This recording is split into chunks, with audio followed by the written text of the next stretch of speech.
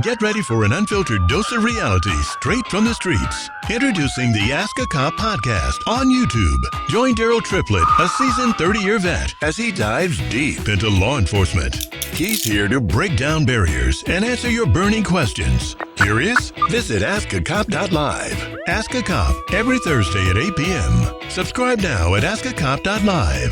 It's time to Ask a Cop.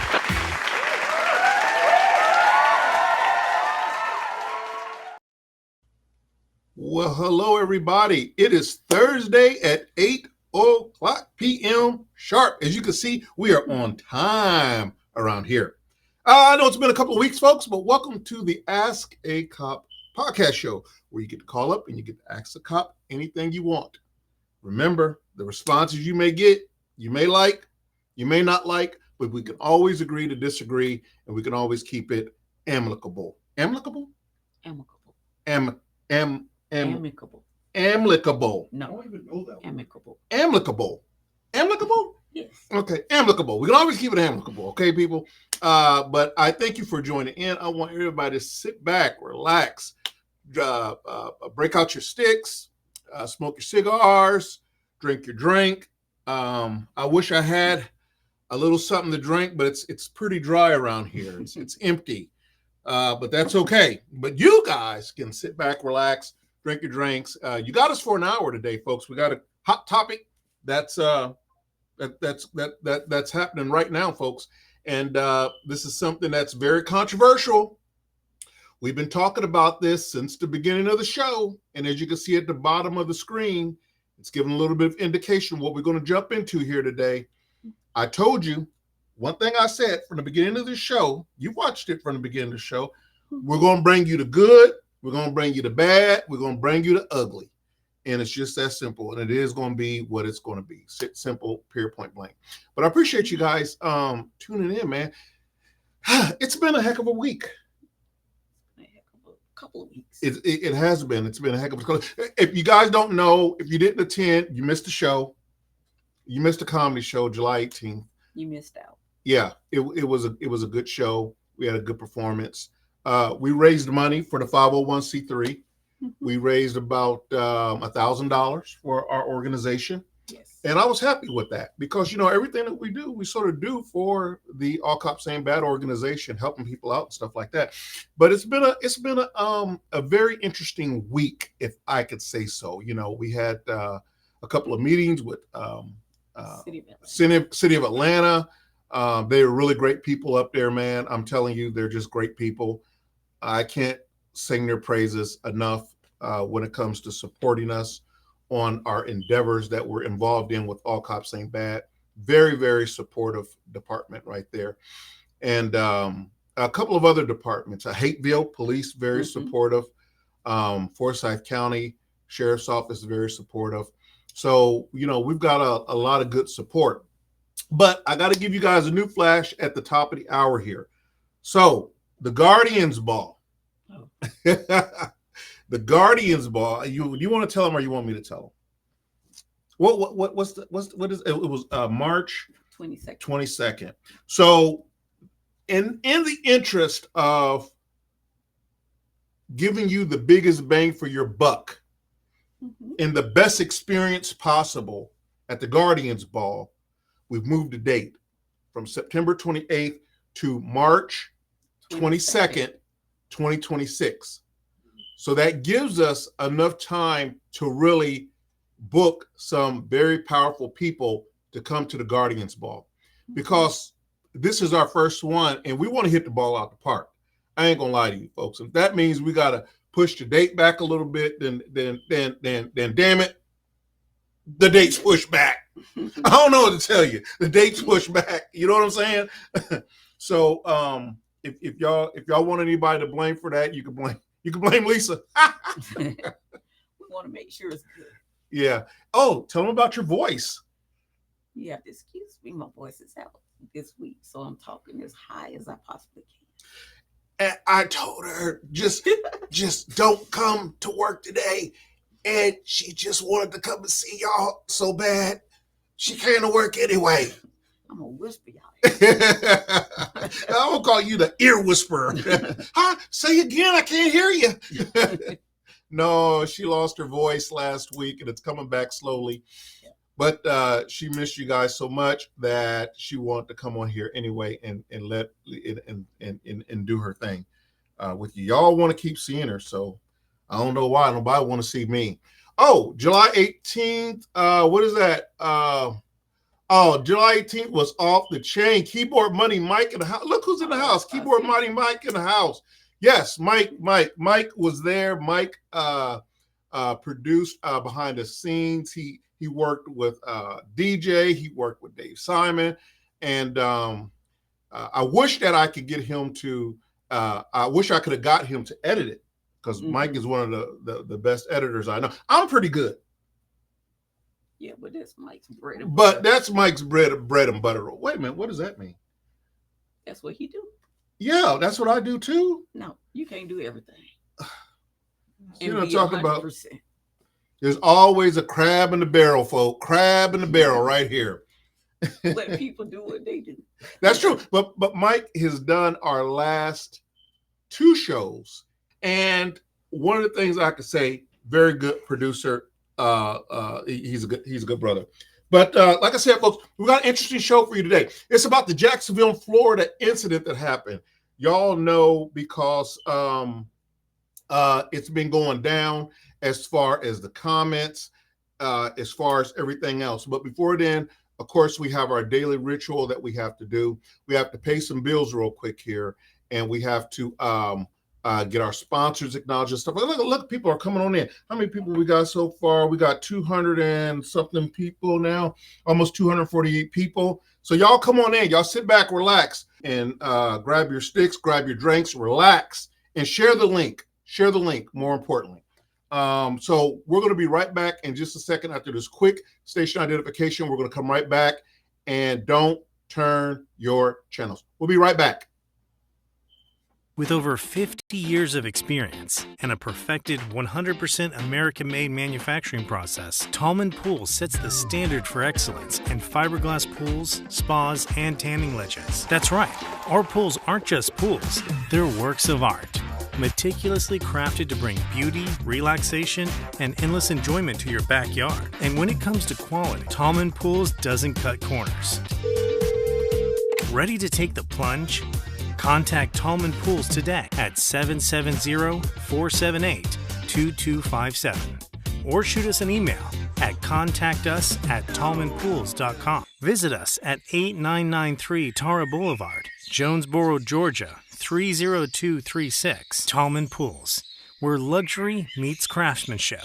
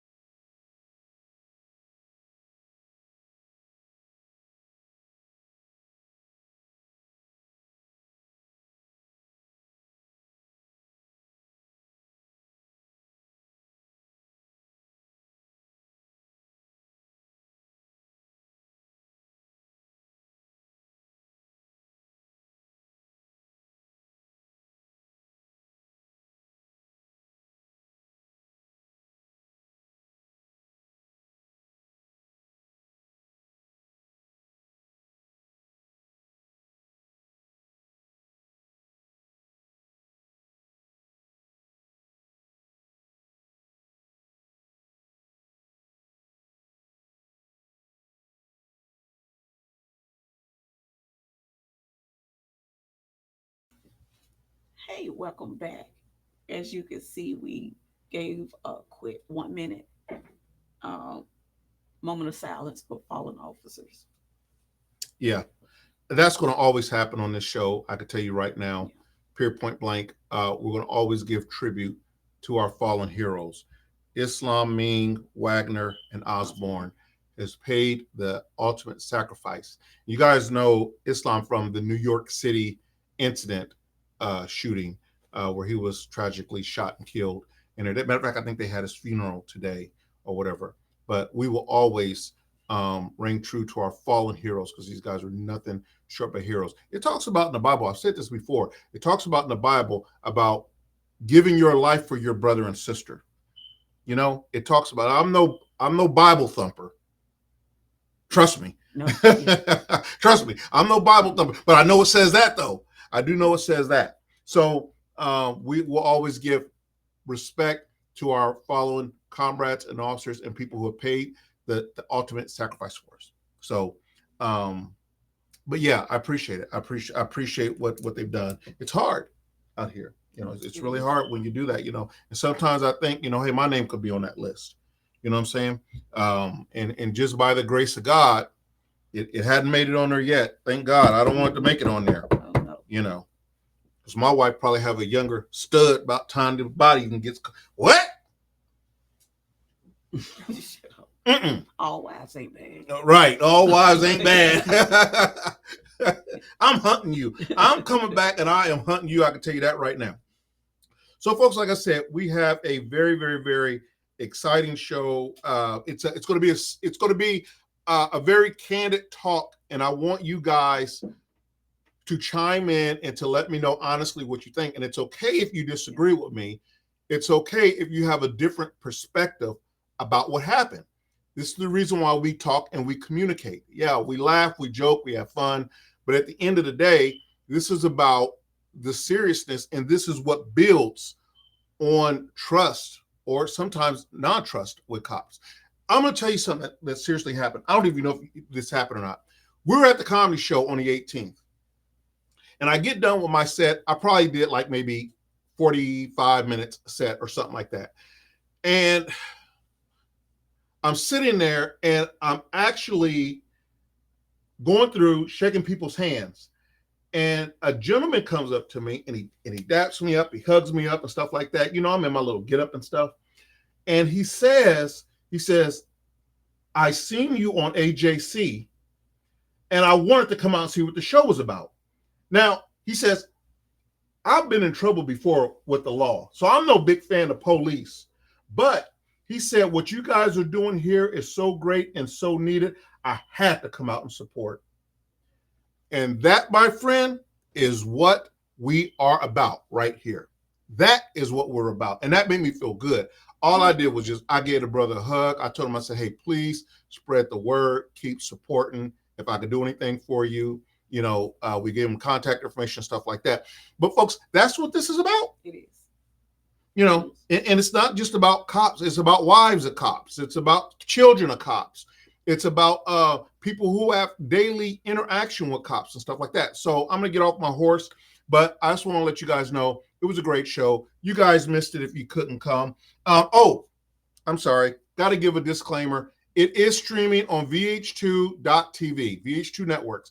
It is streaming. Oh, can you put that up in the thing there? We'll put that up before the end of the show. It is streaming at VH2.tv. Okay, so go there. It's only 99 cents to watch my ugly face up there for 45 minutes.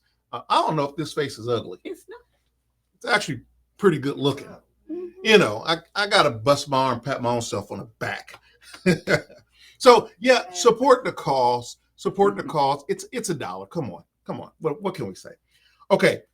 And we want to warn our viewers right now that the video you are about to see is disturbing. Newly released video of a man being arrested during a traffic stop in Jacksonville, Florida in February has prompted an investigation into the use of force used by police during the stop. Now, in the video, you can see William McNeil Jr. being hit in the face and dragged to the ground by officers. In the arrest report, one of the officers said McNeil was pulled over for not having his headlights on in rainy weather. Now, this morning, McNeil Jr. spoke out. That day, I just really wanted to know, why I was getting pulled over and why I needed to step out the car when I know I didn't do nothing wrong. I was really just scared. And that's it. I want to bring in CBS News correspondent Elaine Keano, who was following this press conference from Jacksonville earlier. Elaine, thank you so much. Okay, stop. Pause it for just a second. Today. Break down the Okay, so let me tell you guys something here for a second. Again, when the news is doing this, no, it's going to have a slant to it because I seen the video. So what they just showed you is the end of the video when they did drag him out the car and he didn't want to get on the ground and stuff like that. They're showing you the end. But here's what really happened. I think everybody's seen this, is that he does get stopped for not having no lights on or when it's foggy out or something like that, headlights or whatever. Okay, be that as it may, you fight that in court. Okay, you fight that in court. When the officer walked up, asked him for his stuff, he's asking him why, he's being sort of confrontational with the guy, all this other stuff. He tells him, if you don't give me your information, you're going to end up going to jail, blah, blah, blah, blah, blah, blah, blah, right? So anyway, it escalates to where this officer is like, okay, fine, you're going to jail, get out the car. And he's like, no, I'm not getting out the car. I want a supervisor. And the officer's like, okay, fine, get out the car. You're under arrest. And he keeps telling him this about 50-something times. Now, granted, the driver of the car is not being hostile at all. He's talking in a very calm voice. He's not being aggressive or anything like that. But he is not complying with what the officer says. So remember, we covered this, folks, that does an officer have a right to pull you out of the car? Yes or no, you think? To pull you out. Or does he have the right to ask you to get out of the car? Yes. Yes. Case law says absolutely. If he has probable cause to stop you, if you probable cause to believe that something's going on, he has a right to ask you to get out of the car. At that time, you have to unbehind that car, period, point blank, especially if the officer tells you you're under arrest. If he tells you you're under arrest, then listen, the headlights, the supervisor, nothing else matters. That at some point in time, he doesn't say it, that you're going to jail. So you end up going to go to jail. All right. So that's not what the media is showing you right here. They're showing you the absolute, what I say, like sort of the worst of the situation right there. But that's what they do. All right. But I say this all the time. You play stupid games, you get stupid prizes. Just get your ass out the car. All right. Do what this guy tells you to do and argue this out in court. Okay? Do what this guy tells you to do, argue it out in court. On the side of the road is not the time to argue and hold court. So if the officer tells you, get out of the car, get out of the car. If he tells you you're under arrest, you're going to jail, get out the car, turn around, put your hands behind your back, and then fight it out in court. Because now you're going to have a slew of other charges and all this other stuff that's about to happen. Okay, go ahead with the thing.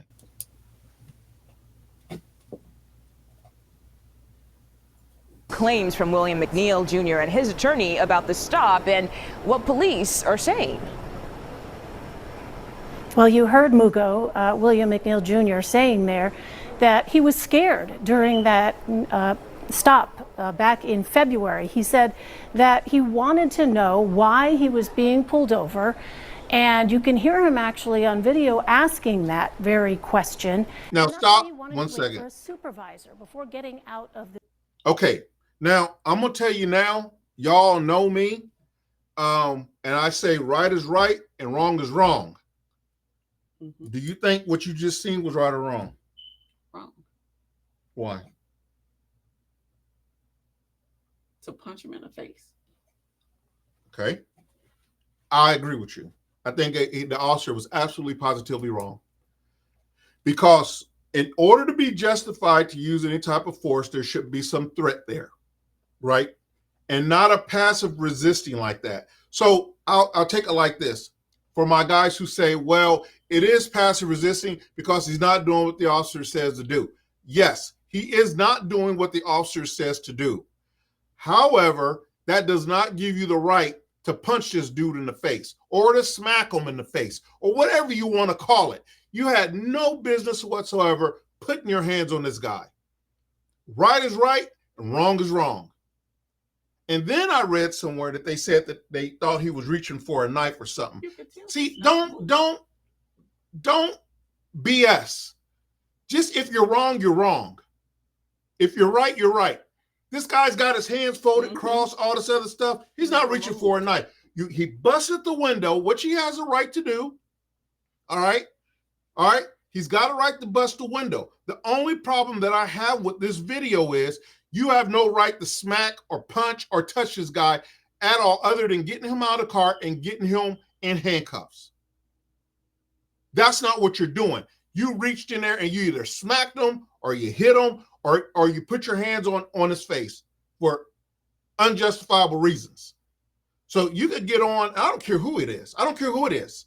I don't care who it is. The sheriff, I don't care if it's another officer. Listen, right is right and wrong is wrong. And that's just where I'm standing on it, and where the rest of I'm sure a lot of people stand on it too, is that right is right and wrong is wrong. Okay, go ahead and play the video. And then you got all these he and his attorneys argue that immediately and unnecessarily the law enforcement officers on the scene escalated the situation very quickly, as you see in that video, when one of them punched through the glass on the driver's side window there and shattered it, and then punched McNeil himself in the face. Oh, do it again. The attorneys Rewind say it. that he suffered I didn't see that. Let me see. as you see in that video. Where? I didn't see it. Oh, he did. Yes, he did. Driver's side window there and shattered it, and then punched McNeil himself in the face. Now, the attorneys say that he suffered a concussion, a chipped tooth, needed 9 stitches after that altercation. But the Jacksonville Sheriff's Office says that the footage itself does not tell the whole story. McNeil was asked 7 times to exit the vehicle, but he did not. The sheriff, T.K. Waters, says that the reality is that all force, all violence is ugly, and just because force is ugly does not mean it is unlawful or contrary to policy. Mugo? So, okay, go ahead and stop it. That's all we need to see right there. So here's the thing, folks. I don't know what the sheriff is thinking. Is the only problem I have is when they busted the window the first time, and then they reached in there and they smacked the guy. Now, when the guy got out the car, they get him out, he stands up, they're trying to put him down, he's not going down. So that's when the other officer punches this guy in the face. Now, at that time, all's fair, love and war, until you get those handcuffs on. But that first punch was not warranted, because you don't know if that guy's going to get down and go right to the ground. Okay? That second punch, you sort of, you should have got down on the damn ground.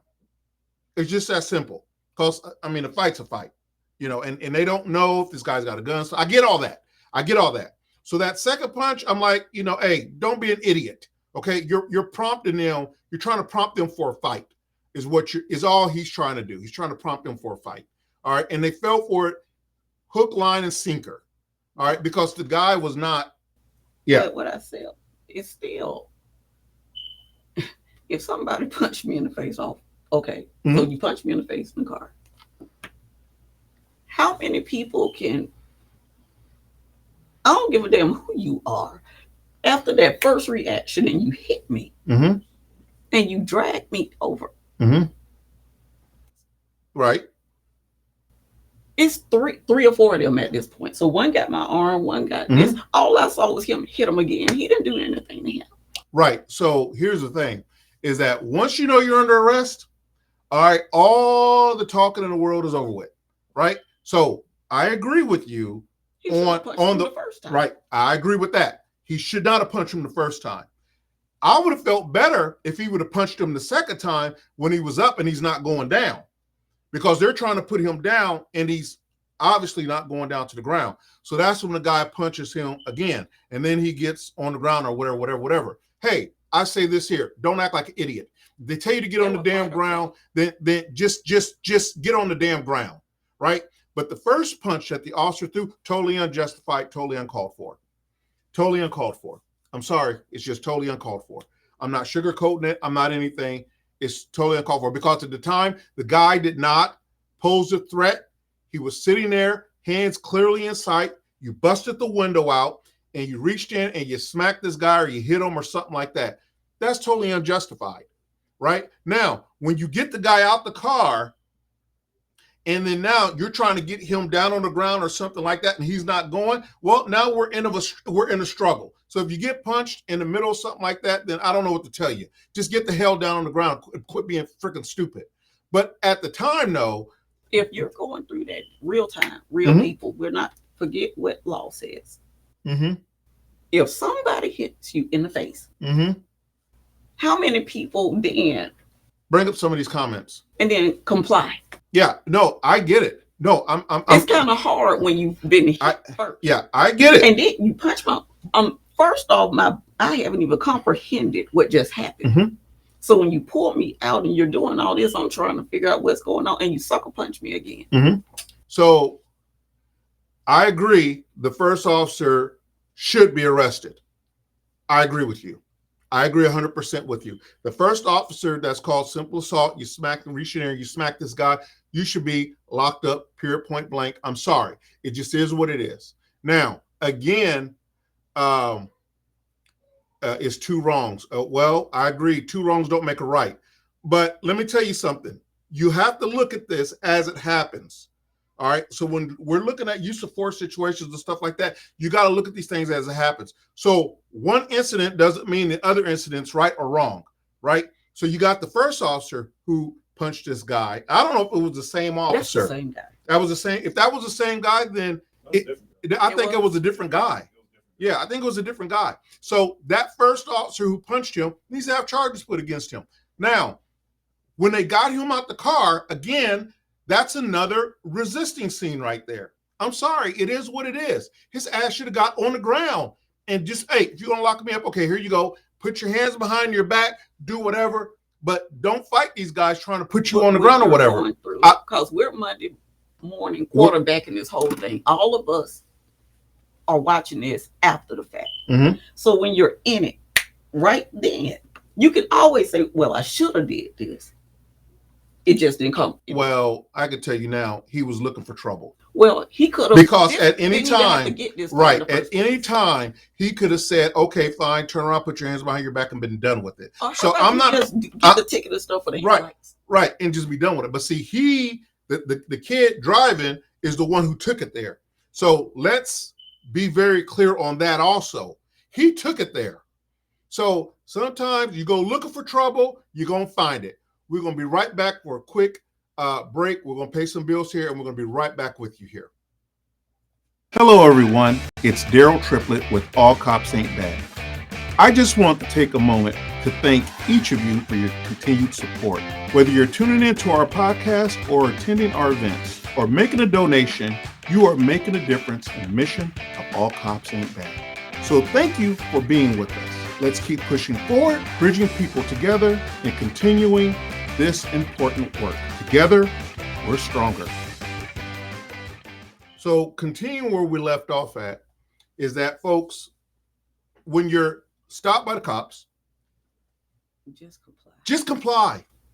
Even if you don't agree. Even if you don't agree, that's right. No one's asking you to agree or disagree at this point. Here's your citation. That's what take your fog light ticket to court and get that mess thrown out. Is probably what's going to end up happening anyway. But when you go talk about you ain't giving up no license, you ain't getting out the car, all this other stuff, there's only one answer to that. Your ass is going to jail.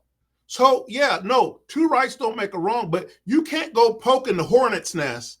And then when you get stung by a hornet talking about, oh, I was so scared. I was so scared. That boy wasn't scared at all. So again, enough with the foolishness. You want to be Instagram famous and news famous and stuff like that? You may have to get punched in the face a time or two. Shoot, I don't know what to tell you. Because if it was my son, I'd be telling him you're an idiot. Do what the man says, get your ticket and push on. And that's just that. I don't know what else to say. Ugh. Okay, so we're going to get into the legal ramifications of what the law says if these guys are right or wrong.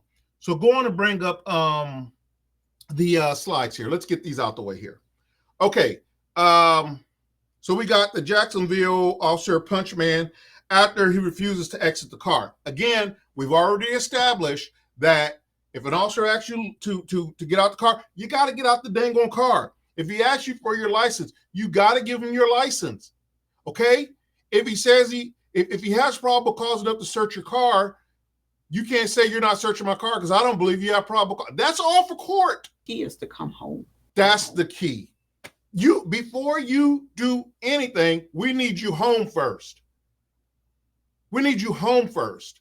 And then we can hire the attorneys and all that other stuff. But you can't do nothing. Let's just say this cop was, overzealous and pulled his gun and shot him. Is it really worth it? Is it really worth it? It's not. So, all right, overview of the incident. Okay, this show examines the legal justification behind the officer's action, which we've already sort of broke down a little bit. It includes law enforcement, and it's going to include a little bit of trivia, which I think you guys will like this. Okay, go on to the next slide real quick. A couple things here. The officers were caught on video punching a man after he refused to exit the car. Do you have, well, okay, let's just start here. Key events. Officer tries to arrest the man. Man refuses to exit the vehicle. Officer uses physical force. Incident caught on video. Okay? All of that in itself can be considered probable cause, right? It could when you're writing out your report, you're going to, these are key events, but it's called probable cause, leading up to your probable cause here, right? Officer tries to arrest the man. He told him 100 times, you're under arrest. At that point, when he tells him you're under arrest, you should just get out the car, put your hands behind your back, let this dude do whatever he's going to do.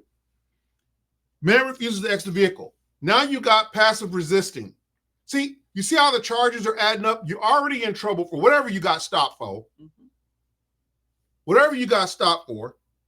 Then the officer, now you're not going home today. You're going to jail. Your car going to get impounded. You're going to get another citation for whatever charges there are. And you're going to get a resisting arrest. You got to get bonded out. You're going to get probably punched to the dang on face. It's not worth it. Officer uses physical force. On some of the force, he was justified in using, in my opinion. And other of the force, the beginning of the scene, he was not justified in using that force, in my opinion. He was not justified because you have to go with the information that you have on hand. And the information that you had on hand, this guy had no weapon. This guy was not resisting you. He was passively, verbally resisting you, just not doing what you say to do, but he was not physically resisting you, right? When he got out of the car, he was physically resisting you, okay? He may not have been throwing punches and stuff like that, but you're trying to put him on the ground, he's not going. You're trying to put him on the ground, he's not going. He's physically resisting you. So you can use force in order to get him to comply to what you need to. But the first one, when you walk up to the car, you bust the window open, this guy has no weapon, no nothing like that. Why are you punching this guy? Why? Doesn't make no sense. Go to the next slide. Go ahead. Legal framework for police use of force. Force must be reasonable and proportional to the situation. The Fourth Amendment protects against unreasonable searches and seizures. Force must be justified by the situation.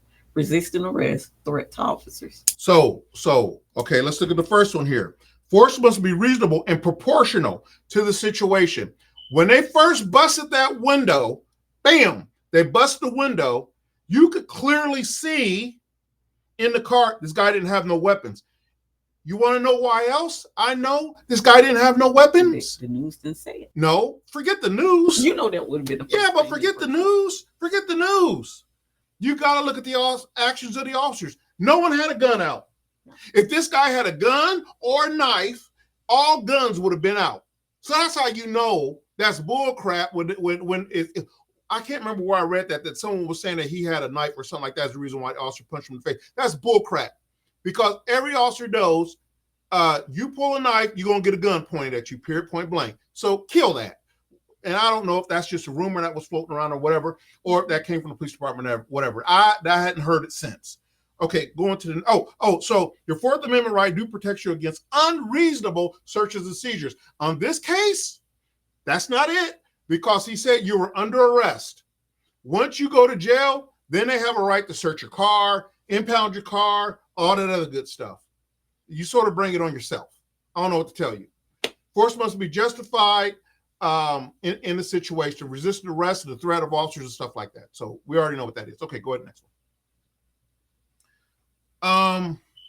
Okay, here we go. We just talked about this. Definition of probable cause in law enforcement. How probable cause applies to this situation. Did the officer have valid reasons to demand the man exit the vehicle? Absolutely, positively he did. Right is right, wrong is wrong. He said you were under arrest. Get out of the car. He told him that 100 times. Were their actions justified in their interventions? So that's a 50-50 one, because the first part of it, I do not believe the officer that struck him was justified. The second part of it, the officer that punched him while he's physically resisting standing up, well, you sort of get what you get. I'm sorry. It's just that simple. It's just that simple. All right, go to the next slide. Okay, go ahead. Justified or wrong? Two perspectives. Justified. Officers acted within their rights due to resistance. Wrong. The level of force used may have exceeded what was necessary. So, what do you think? I mean, do you agree with my synopsis or not? It's a difference because you're a cop and that you know how they're trained. I am a civilian. Okay. And but if you're looking at it from the vision that we're looking at it, from the first time they busted that window out. But you understand that most people that you're looking at, that's on the comments, those are civilians. They are not cops. They are not in the legal field. But the problem is they still have to understand it, though. They still have to understand it, because if you don't understand it, then you're going to conclude the wrong situation. And this is how these things get misinterpreted. And this is why I'm saying that yes, I am a cop, but I can still see right from wrong. And my job is to tell you what the law says and why they may or may not be justified. And then when I can show you that it's going to be up to a court to determine that. But I think the comment section is the court. Right. But I think that as a chief of police or as a sheriff and stuff like that, I'm not going to bat for my officers if they're wrong. And I've told them that. I was a supervisor for many years. Listen, if you're right, I got your back all the way. But if you're over the line, then you're on your own. You did that. No one told you to reach in there and smack this kid or punch him or whatever, however you want to look at it. But could they have just done all that without that to begin with? Well, no, because see, it's now that I don't necessarily agree with. In a headlight. No, it doesn't make a difference. Once you say you're under arrest, there's no backing down from that. Because at that point he's got he didn't give him his license, and which anything I know, Florida is reciprocity to Georgia. Anything that's in the code section, you can actually be jailed for. We give you a citation and let you go as a form of a bond. So that's the reason why when you don't sign your citation, you're not signing your bond, which means you have to go before a magistrate and make bond there. So I tell people that all the time. So understand before you go listening to these idiots who don't know anything about anything. Oh, don't you sign that ticket? Don't you sign that ticket? That's going after emotion. Right. Right. So when you're looking at when the officer first walked in the car and he asked the guy, driver's license, registration, the guy's not giving it up, all this other good stuff. Understand this. This is a courtesy of me not locking you up. This is a courtesy. This is not a right. This is a courtesy. Whatever law he said you violated, you can go to jail for. He told him, if you don't get out of the car, you're going to go to jail.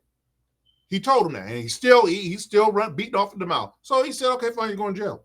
So at that point, whatever you get, you sort of got coming to you. Now, again, I do not agree with the first officer when they crack the window and then the officer reaches in there and hits this guy. I do not agree with that. This guy is no threat. At the most, he's just doing his verbal confrontation. Okay, so I do not have a problem with them busting the window because that's on you. You should have got out the car. I do not have a problem with the officers reaching in and grabbing him out because you should have got your behind out the car and gave him your license and all that. You wouldn't even be in that situation. I do not have a problem really with the officer sucker punching him when he got out the car because you should have got on the ground. No one's playing with you. These kids are carrying guns now. They're carrying all types of weapons now. No one is playing with you. So quit acting like this is a game. We just did a minute of silence for officers who were killed.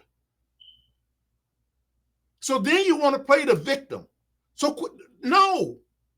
So you got what you got coming to you. I'm sorry. I mean, it is what it is. I got 10 kids that look like them. And I would tell any of them, don't be freaking stupid. Listen to what this man says, get out of the car, get your ticket, and go on about your business. We don't need another case of another young person getting shot and killed by the police. Okay, go on to the next one. Oh, this is a good one. Graham versus Connor, 1989. What Graham versus Connor does is assess officers and police officers and sheriffs' use of force. When can you use force, when you can't use force, all that good stuff. Tennessee versus Garner, 1985, addresses deadly force situations. Okay, so these are two different case laws that we're looking at. Ferguson versus the city of Charleston in 2001, limits of searches and seizures. Okay, so those are some irrelevant case laws that you should know. And this is a part of this show, is educating you on these case laws here. So read them for yourself. You can easily Google it. You got ChatGPT, Google it. It'll tell you all about Graham versus Connor, Tennessee, or Graham versus Connor, Tennessee versus Gardner, and Ferguson versus the city of Charleston. It's actually pretty good information that you need to know just as the lame person driving around. This is case law. This is stuff that has went to the Supreme Court, and this is case law that they have came back with right here. Okay? All right, go to the next one. Okay. No, this is a good one. Go ahead. I'll let you take this. What are the consequences of this incident? Civil or criminal liabilities for the officers, department discipline or policy review, public perception, and potential lawsuits. So a two-facet one here. What are the consequences of this incident? So you could possibly have criminal charges, because when he busts the window and he reaches in there and he hits the guy, okay, for what appears no justifiable reason. All right. Now, if they can produce body cam footage of this guy going for a knife, then that totally changes my perspective. But there has been none of that. And you know, if there was the case, they would be having that all on the news, right? Oh, look, see, he went for the gun, and your body camera would have caught him making an affirmative movement for a weapon or something like that. Okay, all right. So you're looking at it. It should be criminal charges on that officer after the first officer reached in there with his flashlight and bust the window, and then the other officer reaches in and he smacks the guy, or he hits the guy. Let's just call it a hit. He hits the guy. No reason for that whatsoever. You could say I was trying to stun him to get his mind off of whatever he was doing. He wasn't doing nothing. Sorry, he wasn't doing nothing. There's nothing to get his mind off of. All right. So now, will they probably settle civilly? Yeah, probably. He wants money. Listen, dummies. That was the easiest come up. That was the easy. Listen, dummies, with the badges. That's the easiest come up ever. when you get people who you walk up to the car and I'm not getting out of the car. I'm not getting out of the car. I'm not doing this. And they get you all emotionally charged in it. It is a trap. Mm-hmm. And he won. And he won. Because, they're gonna settle out of court. Mm-hmm. They're gonna settle out of court. I mean, he'll probably get $20,000, $30,000 from it. Oh, he's getting more than that. You think so? Yes, it's probably. viral. Yeah. He'll probably get more than that. And look at the attorney. So yeah. You know Yeah. He's gonna get more than that. But again, to my officers out there, understand it's a trap. I don't know how to tell you. This guy hooked them. Hook, line, and sinker. And I know he's thinking all the way to the jail. Boy, I'm going to get paid for this one. He never flinched. He never moved his hand. Never tried to hit the because he already knew what time it was. This wasn't some civil rights stand he was doing. He's just being an idiot. It's no civil rights stand. This guy's no one special, right? He's just being an idiot. He's just looking for a come up, a payday. And then he's on the news talking about, I was so scared. I was so scared. Oh, okay, whatever. Okay, I'm just sort of over it.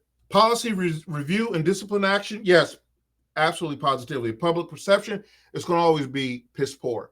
But this is the reason why we do the show, because we look at the good, the bad, and the ugly. Go on to the next slide. Oh, here's a little trivia question for you. Okay, Lisa, I want you to know that. I don't know if you're going to know this or not. No. Okay, all right. Trivia question. In what year was the landmark case of Miranda versus Arizona decided?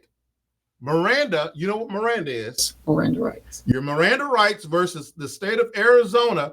What year was that? I know y'all out there Googling right now. Don't y'all be Googling. She can't even do it, right? What year do you think? Hold on a second. A, 1963, B, 1966, C, 1968, D, 1972. I was 2 years old at the time. So what year, bring up some comments here. Can we get some comments of what year was Miranda versus Arizona decided? Can you bring up my comments here? Someone said C. Someone said C. Okay. C, that would be 1968. All right. Another person said A, that would be 1963. Oh, man. Or B. Oh, I'm sorry. Yeah, he said B, 1966. All right. Anybody else out there? Let's see. Okay, we got B and C. Okay. All right. Let me get a little drum roll here. The correct answer is, someone else said A. The correct answer is B, 1966. Would you Google it? No. You probably Googled it. That's the first thing that came to my mind. Yep. So the correct answer is what year was the landmark case Miranda versus Arizona decided? The correct answer is 1966. A little bit of trivia questions for you guys there. Again, our job is to educate on this show. So now you know Miranda versus Arizona was in 1966. All right, so it's been out a while. Okay, go on to the next slide. Go ahead. Recap of the legal perspective on the incident. Importance of understanding probable cause and use of force. Open the floor for questions or discussion. Encourage viewers to continue the conversation. So let me ask you a question. On probable cause, okay, why is that so important? Why is probable cause so important? Gotta have a reason. That's right. See, it's the simplistic answers. Your probable cause is the officer believes that this probably happened, right? Probable cause. Now, the definition of probable cause is less than facts, but more than mere suspicion. Now, you go find that. Less than actual facts, but more than just suspicion. That's probable cause in the middle. It's a very gray line. That's your probable cause. I didn't write the law. It's just the way it is. Okay? Less than facts, but more than just suspicion. And that's in between there is where you will find your probable cause.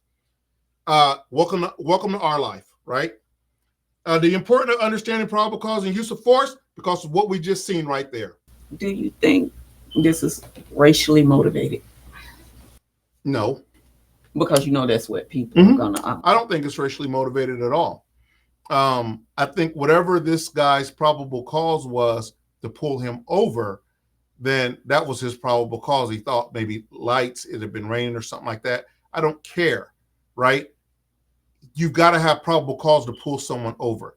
Now, if this guy did not have probable cause to pull him over, then that's a whole different story. Then you could look at race. But if this guy legitimately thinks that he has a traffic violation, and you can't say race, he never indicated that he was race. He was straight business from the time he walked up to the car, right? Even to when the time he was cool, even to when backup was arriving. And he's telling this guy 100 times what's going to happen if you don't comply. So I don't think it was racist at all. Now, do I think that the officers were emotionally charged that responded to the scene? Yes. And it got the best of them.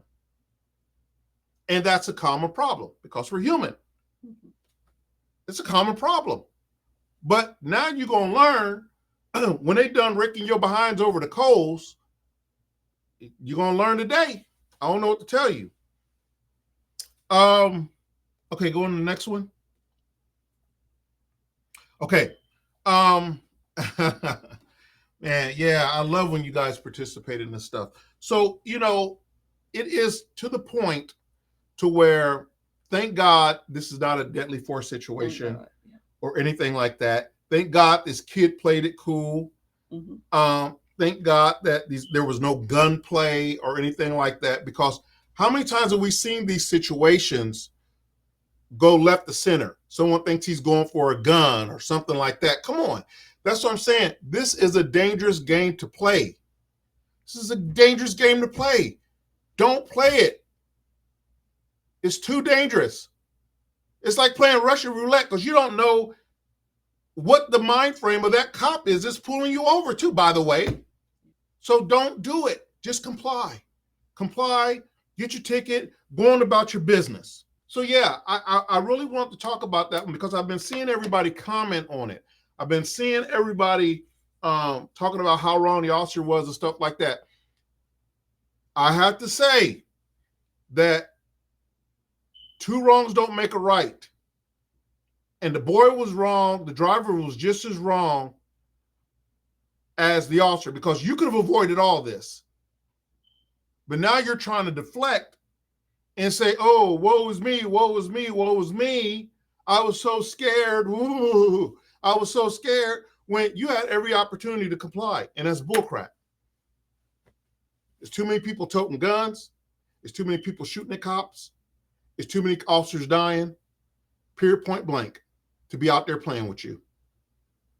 You play stupid games, you get stupid prizes. But at the same time, we got to quit playing games.